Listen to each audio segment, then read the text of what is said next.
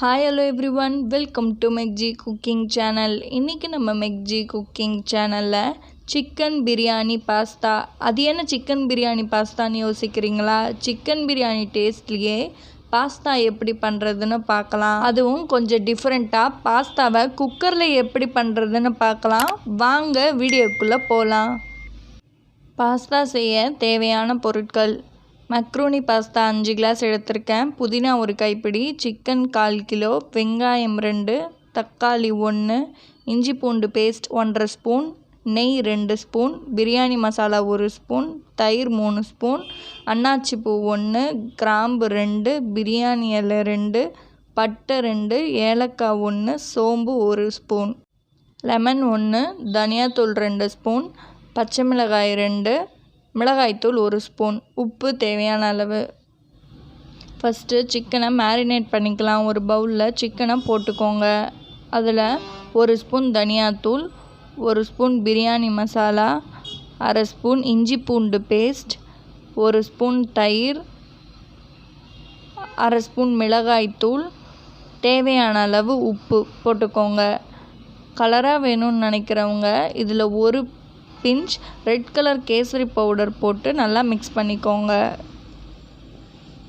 Mix பண்ணி ஒரு 10 minutes அதை க்ளோஸ் பண்ணி தனியாக ஊற விடுங்க. 10 மினிட்ஸ் ஊறினா போதும்.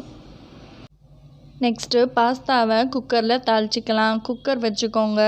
குக்கர் நல்லா ஹீட் ஆனதும் நெய் 2 ஸ்பூன் ஊற்றிக்கோங்க. நெய் இல்லை எண்ணெய் கூட ஊற்றிக்கலாம். நெய் நல்லா சூடானதும் சோம்பு, பிரியாணி இலை, பட்டை, அன்னாசிப்பூ, கிராம்பு, ஏலக்காய் எல்லாத்தையும் சேர்த்து வதக்கிக்கோங்க. சோம்பு நல்லா பொரியிற வரைக்கும் நல்லா வதக்கிட்டே இருங்க. சோம்பு நல்லா பொரிஞ்சதும் 2 பச்சை மிளகாயை கீறி வச்சுருக்கேன், அதையும் சேர்த்து வதக்கிக்கலாம். கீறி போடுங்க, ஃபுல்லாக போட்டிங்கன்னா பச்சை மிளகாய் வெடிக்கும். ஸோ அதனால் பச்சை மிளகாவை 2ஆக கீறி போடுங்க.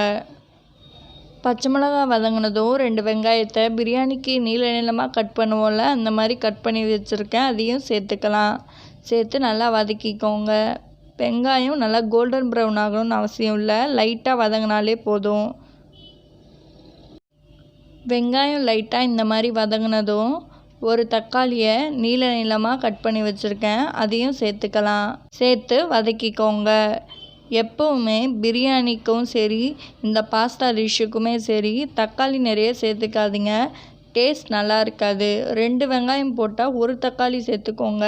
அப்படி சேர்த்திங்கன்னா தான் டேஸ்ட்டு கரெக்டாக இருக்கும். தக்காளி நல்லா வதங்கினதும் 1/2 ஸ்பூன் இஞ்சி பூண்டு பேஸ்ட் போட்டு கிளறி விடுங்க. இஞ்சி பூண்டு பேஸ்ட் தான் இதில் நல்லா டேஸ்ட்டு தரும். இஞ்சி பூண்டு பேஸ்ட் போடாமல் விட்டுறாதீங்க. அட்லீஸ்ட் அரை ஸ்பூனாச்சு பேஸ்ட்டு போட்டு நல்லா கிளறி விடுங்க.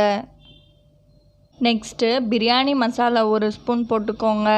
அடுத்து தனியாத்தூள் 2 ஸ்பூன் போட்டு வதக்கிக்கோங்க. மசாலா பச்சை வாசனை போகிற வரைக்கும் நல்லா வதக்கிட்டே இருங்க.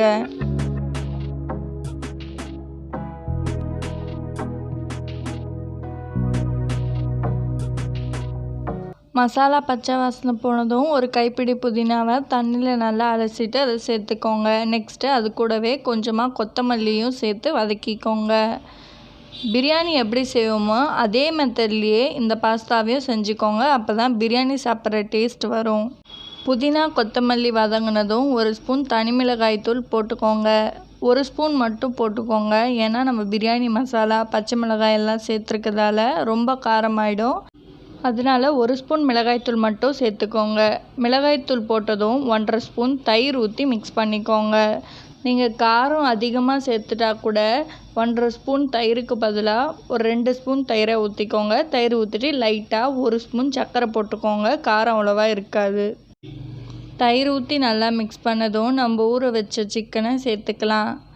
சிக்கனை போட்டு நல்லா கிளறி விடுங்க.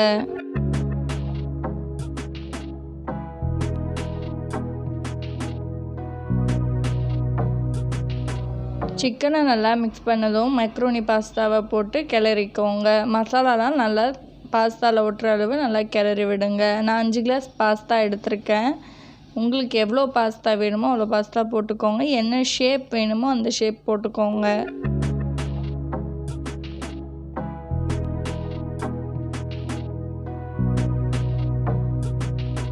பாஸ்தாவை நல்லா மசாலாவோடு மிக்ஸ் பண்ணதும் தண்ணி ஊற்றிக்கோங்க. நான் 5 கிளாஸ் பாஸ்தா எடுத்திருக்கேன், அதனால 4.5 கிளாஸ் தண்ணி ஊற்றிக்கிறேன். நீங்கள் 2 கிளாஸ் பாஸ்தா எடுத்தால் 1.5 கிளாஸ் தண்ணி எடுத்துக்கோங்க. அதுதான் இதோட ரேஷியோ. தண்ணி ஊற்றுனதும் பாஸ்தாவுக்கு தேவையான அளவு உப்பு போட்டு மிக்ஸ் பண்ணிக்கோங்க. உப்பு போட்டு நல்லா மிக்ஸ் பண்ணதும் புதினா கொத்தமல்லி போட்டு மிக்ஸ் பண்ணிக்கோங்க. இது ஆப்ஷனல் தான். வாசனை அதிகமாக வேணும்னு நினைக்கிறவங்க லாஸ்ட்டாக இந்த மாதிரி புதினா கொத்தமல்லியை போட்டுக்கோங்க. நெக்ஸ்ட்டு பாதி லெமனை பிழிஞ்சு விடுங்க. லெமனை பிழிஞ்சதும் நல்லா மிக்ஸ் பண்ணிக்கோங்க. ஒரு லெமன் ஃபுல்லாக பிழியாதீங்க, 1/2 லெமன் பிழிஞ்சால் போதும். நல்லா கிளறினதும் குக்கர் மூடி போட்டு மூடிடுங்க. குக்கர் விசில் வரக்கூடாது. விசில் வர்றதுக்கு முன்னாடியே ஒரு ப்ரெஷர் ரிலீஸ் ஆகிற சவுண்ட் வரும்ல, அப்போயே ஆஃப் பண்ணிவிடுங்க. ப்ரெஷர் ரிலீஸ் ஆனதும் ஆஃப் பண்ணிவிட்டு ஒரு 10 மினிட்ஸ் கழித்து ஓப்பன் பண்ணி பாருங்கள். ஓப்பன் பண்ணி பார்த்து பாஸ்தாவை நல்லா கிளறி விடுங்க. நம்ம வேக வச்சு தனியாக செய்கிறதோட இந்த மெத்தட் ஈஸி தான். இந்த மாதிரியும் ட்ரை பண்ணி பாருங்கள். ஒரு விசில் வந்தால் பாஸ்தா குழஞ்சிடும். ஸோ விசில் வரப்போகுதுன்னு தெரியல, அப்போ ஆஃப் பண்ணிவிடுங்க. அப்போ தான் பாஸ்தா குழையாமல் இருக்கும். அவ்வளோதான், டேஸ்டி அண்ட் ஈஸியான சிக்கன் பிரியாணி பாஸ்தா ரெடி. நம்ம பாஸ்தாவை வேக வச்சு தக்காளி வெங்காயம் வதக்கி செய்கிற டைமோட குக்கரில் இந்த மாதிரி செஞ்சு பாருங்கள். ஈஸியாக செஞ்சிடலாம். உங்கள் வீட்லேயும் இந்த ரெசிபியை ட்ரை பண்ணி பார்த்துட்டு எப்படி இருந்ததுன்னு மறக்காமல் கமெண்ட் பண்ணுங்கள்.